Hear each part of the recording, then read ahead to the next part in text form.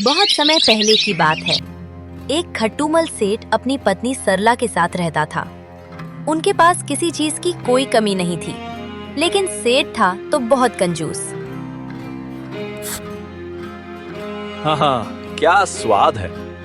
लगता है ये कॉकरोच कोई पकवान खा कर आया है। खट्टूमल इतना कह ही रहा होता कि तभी वहाँ सरला आ जाती है। हे कान्हा, मैं क्या करूँ आपके साथ? आप इतनी कंजूसी करके आखिर क्या हासिल करेंगे? आप तो हर छोटी बड़ी चीज में कंजूसी करते हैं। कितने दिन हो गए हैं, आज मेरा मन पनीर खाने का कर रहा है, तो आप आज बाजार से लेकर आ जाइए।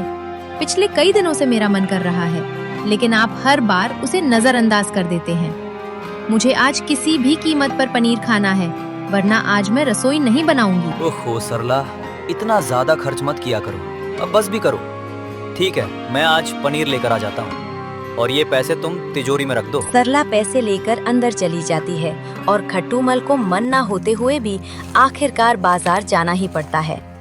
अरे भैया, 1 किलो पनीर का क्या भाव है? सेठ जी, 1 किलो पनीर की कीमत 150 रुपए किलो है। अरे ये कीमत तो कुछ ज्यादा ही लग रही है। तुम तो जैसे ग्राहकों से खूब वसूली करने पर उतर आए हो। जिस जगह से तुम पनीर लाते हो वहाँ भी क्या सच में इतना महंगा मिलता है? मुझे तो ये बात कुछ हजम नहीं हो रही। अरे सेठ जी, अगर आपको लगता है कि मैं ज्यादा दाम बता रहा हूँ तो आप सीधे थोक वाले के पास चले जाइए, वहीं से आपको शायद थोड़ा सस्ता मिल जाए। सेठ खट्टूमल अब सीधे थोक व्यापारी की दुकान की ओर बढ़ जाता है। अरे भाई जरा बताना, 1 किलो पनीर का क्या भाव चल रहा है? सेठ जी, यहाँ 1 किलो पनीर का भाव 100 रुपए प्रति किलो है। सेठ खट्टूमल को वो भाव भी कुछ ज्यादा ही महंगा महसूस होता है। अरे तुम जिस तबेले से पनीर लाते हो वहाँ का मालिक भी भला इतना महंगा थोड़ी बेचता होगा। हाँ भाई, मैं तो पास वाले तबेले के मालिक से ही लाता हूँ। वहाँ मुझे इससे भी सस्ता मिल जाता है। अगर तुम्हें यहाँ महंगा लग रहा है तो तुम खुद वहाँ जाकर ले आओ। ये सुनकर सेठ जी गहरी सोच में पड़ जाते हैं। अगर ये 1 किलो पनीर 100 रुपए में दे रहा है तो वहाँ तो जरूर 50 रुपए किलो के आसपास मिल ही जाता होगा। आखिर मेरे कुछ पैसे तो बच ही जाएंगे। बस फिर क्या, खट्टूमल सीधे पास वाले गांव की ओर निकल पड़ता है। कुछ ही देर में वो उस तबेले के करीब पहुंच जाता है, लेकिन वहां पहुंचने से पहले ही उसके रास्ते में गोबर से भरा एक दलदल आ जाता है। चलो जल्दी जल्दी इस गोबर के ढेर को पार कर लेता हूँ, फिर वहाँ पहुँचकर 2-3 किलो पनीर तो ले ही लूंगा। सेठ खट्टूमल लालच में जल्दी जल्दी उस गोबर के ढेर पर कदम रख देता है, लेकिन जैसे ही उसका पैर पड़ता है वो गहरे दलदल में धंस जाता है। उसे क्या पता था कि वहाँ से बिना किसी की मदद के बाहर निकलना बेहद मुश्किल होगा। धीरे धीरे वो और फंसता चला जाता है। जब सेठ को लगने लगता है कि अब बच पाना मुश्किल है, तभी वो घबराकर भगवान को पुकारने लगता है। हे कान्हा, अगर आज मैं यहाँ से सकुशल निकल गया तो पूरे गांव के किसानों को भर पेट भोजन कराऊंगा और उन्हें कपड़े भी दान में दूंगा। सेठ खट्टूमल इतना कहते ही उसे महसूस होता है कि वो थोड़ा ऊपर की ओर उठने लगा है। तभी खट्टूमल को एहसास होता है कि उसमें किसानों को खिलाने की बात कुछ ज्यादा ही बढ़ा चढ़ा कर कह दी। हे कान्हा, मैं पूरे गांव वालों को तो भोजन और कपड़े नहीं दे पाऊंगा, लेकिन आधे गांव को जरूर खिलाऊंगा। सेठ खट्टूमल इतना कहते ही थोड़ा और ऊपर आ जाता है और उसकी जान में जान आती है, लेकिन उसे अभी भी काफी तकलीफ महसूस हो रही होती है। हे भगवान, आधे गांव वालों को तो मैं भोजन और कपड़े नहीं दे पाऊंगा, मगर 5 किसानों को जरूर खिला भी दूंगा और उन्हें कपड़े भी दे दूंगा। सेठ खट्टूमल इतना कहते ही थोड़ा और ऊपर आ जाता है। उसे एक तरफ खुशी होती है, लेकिन दूसरी तरफ मन ही मन दुख भी महसूस होता है। हे कान्हा, 5 तो कुछ ज्यादा ही बोल दिया, मेरी जुबान फिसल गई थी। लेकिन एक किसान को तो मैं जरूर खाना खिला दूंगा और उसे कपड़े भी दे दूंगा। इतना कहते ही वो किसी तरह बाहर निकल आता है, लेकिन सेठ खट्टूमल अभी भी मन ही मन परेशान था, क्योंकि अब उसे एक गरीब किसान को भोजन कराना और कपड़े देना था। वो अंदर ही अंदर सोचने लगता है, मुझे तो बस ऐसा किसान चाहिए जो मैं जो भी दूं, चाहे जैसा भी खाना या कपड़ा, वो बिना कुछ बोले चुपचाप ले और चलता बने। ये सोचकर खट्टूमल ऐसे किसान की तलाश में निकल पड़ता है। वो कई जगहों और गांवों में भटकता है, लेकिन उसे वैसा किसान कहीं नहीं मिलता।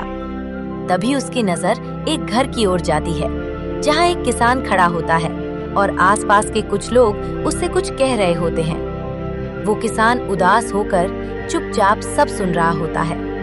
ये देखकर सेठ खटूमल के मन में आता है और वो धीरे धीरे उसके पास पहुंच जाता है। अरे भाई, मैं सेठ खट्टूमल हूँ, पास के गांव से आया हूँ।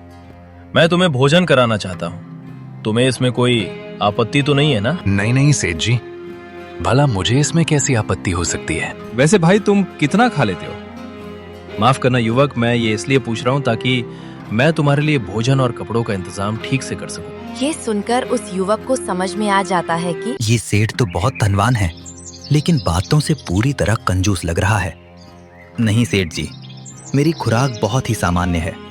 आप जो भी खिलाएंगे मैं बिना कुछ बोले खा लूंगा, और जो भी देंगे मैं बिना कुछ कहे ले लूंगा। ये सुनते ही सेठ की खुशी का ठिकाना नहीं रहता।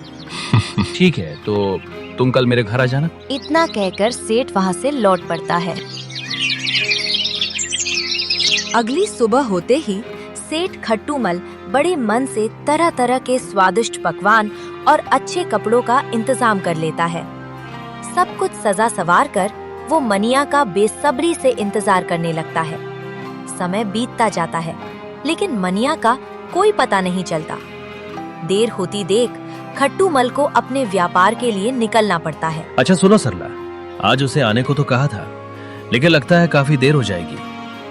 अगर वो गरीब किसान आ जाए तो उसकी अच्छी तरह खातिरदारी कर देना। और हाँ, ये जो कपड़े रखे हैं उसे दे देना। मुझे व्यापार के काम से देर हो रही है, इसलिए अब निकलना पड़ेगा। हाँ जी ठीक है, आप बिल्कुल भी चिंता मत कीजिए, मैं सब संभाल लूंगी। इतना कहकर सेठ खट्टूमल अपने व्यापार के लिए वहाँ से निकल पड़ता है। जैसे ही सेठ घर से बाहर निकलता है, उसी पल मनिया वहाँ आ पहुँचता है। घर में आते ही सेठानी मनिया के सामने स्वादिष्ट भोजन परोस देती है। तभी मनिया का चेहरा उदास हो जाता है। ये देखकर सेठानी पूछती है, क्या तुम्हें भोजन पसंद नहीं आया?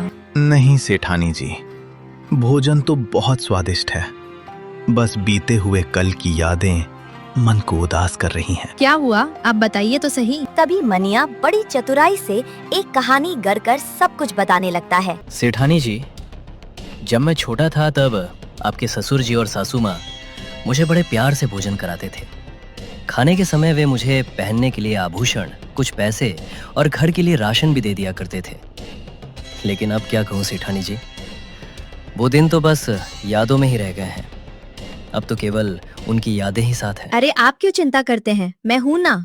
मैं आपको बिल्कुल अपने ससुर जी और सासू माँ की तरह ही सम्मान दूंगी, और जो कुछ वे आपको दिया करते थे वैसा ही सब देने की कोशिश करूंगी। इतना कहकर सरला अंदर चली जाती है और कुछ ही देर में एक थैला भरकर सारा सामान लेकर वापस आ जाती है। इसके बाद मनिया सारा सामान समेटता है और चुपचाप वहाँ से निकल जाता है। इसी तरह धीरे धीरे शाम हो जाती है और सेठ भी घर लौट आता है। तब वो सरला से पूछता है, अरे सरला, वो नवयुवक आया था या नहीं? हाँ हाँ, वे आए भी थे। मैंने उन्हें भोजन कराया, कपड़े दिए और साथ में कुछ पैसे भी दे दिए। क्या मतलब, कुछ पैसे भी दे दिए? लेकिन क्यों? उन्होंने बताया कि जब वे छोटे थे और भीख मांगकर गुजारा करते थे, तब हमारे माँ बाबा उन्हें खाने के साथ कुछ पैसे भी दे दिया करते थे। बस उसी बात को ध्यान में रखकर मैंने भी माँ बाबा की परंपरा निभाई और उन्हें भोजन के साथ कुछ पैसे और थोड़ा राशन भी दे दिया। ये सुनते ही खट्टूमल पहले तो हैरान रह जाता है और अगले ही पल उसका चेहरा गुस्से से लाल हो उठता है। अरे सरला, कम से कम एक बार मुझसे पूछ तो लेती। तुमने जितने पैसे दे दिए उतने में तो हमारे घर का 1-2 महीने का राशन आराम से आ जाता। उस चालाक आदमी को मैं यूं ही नहीं छोड़ूंगा। कल सुबह ही उसे ढूंढकर उसकी खबर लेता हूँ। सुबह होते ही सेठ खट्टूमल सीधे उस युवक के घर की ओर निकल पड़ता है और थोड़ी ही देर में वहां पहुंच जाता है। उधर दूसरी तरफ मनिया और उसकी पत्नी पहले से ही पूरा नाटक रचकर तैयार बैठे थे। सुनती हो भाग्यवान, वो सेठ यहाँ जरूर आएगा। आते ही तुम्हें याद है ना क्या करना है? हाँ जी, मुझे सब कुछ अच्छे से याद है। आप बिल्कुल चिंता मत कीजिए, जैसा तय हुआ है वैसा ही होगा। सेठ वहाँ पहुँचते ही वो सीधे घर के अंदर जाता है, लेकिन अंदर का नजारा देखते ही उसके होश उड़ जाते हैं और वो बुरी तरह घबरा जाता है। हाय भगवान, न जाने किस दुष्ट के घर खाना खाने चले गए थे आप। जब से लौटे हैं आपकी सांसें तो चल रही हैं, पर आंखें क्यों नहीं खोल रहे? अब मेरा क्या होगा जी? उठिए ना, कुछ तो बोलिए। अरे इसे क्या हो गया है? अब क्या बताऊं? जब से किसी दुष्ट के घर से खाना खाकर आए हैं तभी से ऐसे ही पड़े हैं, न कुछ खा रहे हैं न ही किसी से बात कर रहे हैं। अरे बाप रे, ये तो कल मेरे ही घर का खाना खाकर गया था। अगर गांव में किसी को ये बात पता चल गई कि मेरे यहाँ खाने के बाद इसकी ऐसी हालत हो गई तो मेरी तो भारी बदनामी हो जाएगी और लोग गुस्से में कुछ भी कर सकते हैं। नहीं, इससे पहले कि बात फैल जाए मुझे तुरंत कोई समझदारी भरा कदम उठाना होगा। ये सब देखकर और सुनकर सेठ खट्टूमल पूरी तरह घबरा जाता है। वो बिना देर किए अपने घर भागता है। वहाँ से राशन और कुछ पैसे लेकर तुरंत वापस आता है और मनिया की पत्नी से कहता है, आप बिल्कुल भी परेशान मत होइए। अगर किसी भी चीज की जरूरत पड़े तो बेझिझक मुझे बता दीजिए, मैं तुरंत अपने घर से सब भिजवा दूंगा। इतना कहकर और सारा सामान सौंपकर सेठ खट्टूमल अपने घर लौट जाता है। कुछ दिनों में ही मनिया के घर का राशन और पैसे खत्म हो जाते हैं। तब वो गहरी सोच में पड़ जाता है।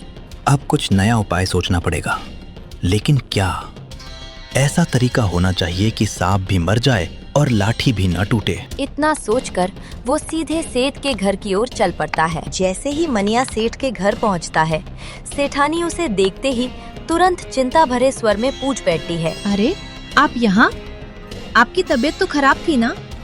और आप तो ऐसे पड़े थे कि सांसें चल रही थी लेकिन आंखें बिल्कुल नहीं खुल रही थी।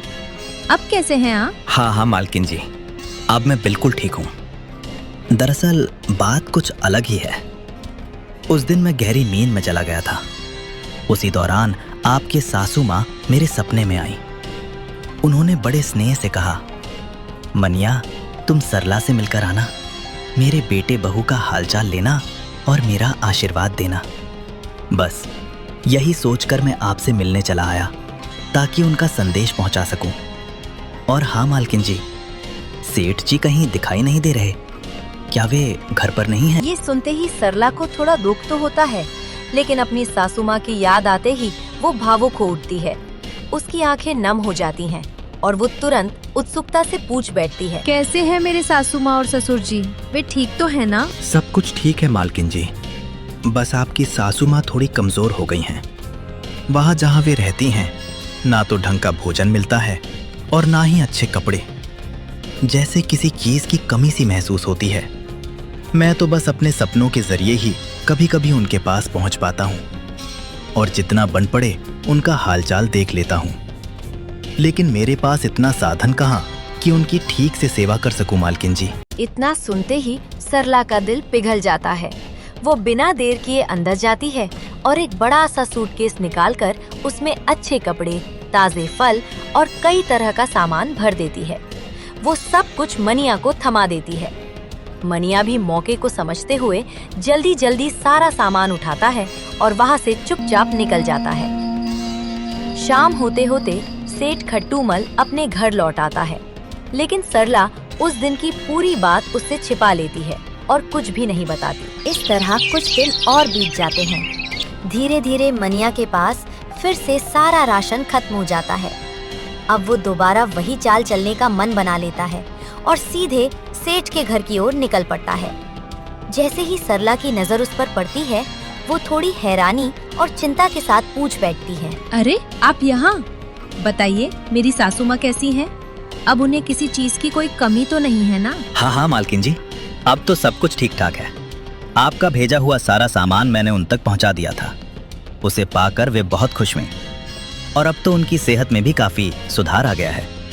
और हाँ, उन्होंने एक बात खास तौर पर कही है, आने वाले करवा चौथ के लिए उन्हें अपने कुछ सोने के गहनों की जरूरत पड़ेगी।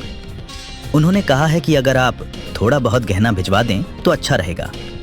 साथ ही उन्होंने आपके और सेठ जी के नाम से वहाँ एक पूजा भी रखवाई है और आपको ढेर सारा आशीर्वाद भेजा है। ये सुनते ही सरला खुशी से गदगद हो उठती है और उसका चेहरा खिल उठता है। बस फिर क्या था, सरला तुरंत सारा सामान एक बैलगाड़ी में लदवा देती है। और हाँ, सासू माँ से कहना कि उनकी बहू उन्हें बहुत याद करती है और आप दोनों को मेरा ढेर सारा प्यार देना। जी सेठानी जी, आपकी हर बात मैं उन तक जरूर पहुंचा दूंगा। बस फिर क्या, मनिया बड़ी ही चालाकी से बैलगाड़ी पर सवार होकर वहाँ से निकल जाता है। और जैसे ही वो जाता है उसी वक्त सेठ खट्टूमल अचानक घर पर आ धमकता है और आते ही सेठानी से पूछ बैठता है। क्या बात है सरला, अभी जो बैलगाड़ी गई उसमें किसका सामान जा रहा था? बस फिर क्या था, सरला बिना कुछ छुपाए सारी बात विस्तार से बताने लगती है। ये सुनते ही सेठ खट्टूमल का सिर घूमने लगता है और वो पूरी तरह सन्न रह जाता है। अरे सरला, मैंने तुमसे कितनी बार कहा है कि कुछ भी देने लेने से पहले मुझसे पूछ लिया करो। वो चालाक मनिया हमें दोनों को ही खूब बेवकूफ बनाकर चला गया। हम समझ ही नहीं पाए और वो अपना काम निकाल गए। वैसे तुमने उसे राशन के अलावा और कुछ तो नहीं दे दिया ना? ज्यादा कुछ नहीं जी, बस मैंने उसे अपने सारे 16 श्रृंगार के गहने दे दिए हैं। बस ये सुनते ही खट्टूमल के पैरों तले जमीन खिसक जाती है और वो एकदम से सन्न रह जाता है और वो बिना एक पल गवाए तुरंत ही उस मनिया के घर की ओर दौड़ पड़ता है। भाई मनिया, मुझे माफ कर दो। अब से मैं किसी गरीब को परेशान नहीं करूंगा और अपनी कंजूसी व बेईमानी भी छोड़ दूंगा। अब मुझे समझ आ गया है कि तुमने मुझे सबक सिखाने के लिए ही ये सब किया। ठीक है सेठ जी, मैं भला आपको सजा देने वाला कौन होता हूँ। मेरा मकसद सिर्फ इतना था कि आप अपनी बात पर कायम रहना सीखें। अब से आप हर एकादशी पर गरीबों को भोजन कराएंगे और साथ ही उन्हें पहनने के लिए कपड़े भी देंगे। बस यही वचन निभाइए। भाई, मुझे तुम्हारी हर बात मंजूर है। अब से हर एकादशी को मैं गरीबों के लिए भंडारा करूंगा और उनकी सेवा करूंगा। बस तुम मुझे माफ कर दो। ठीक है सेठ जी, अब रहने दीजिए, मैंने आपको माफ किया।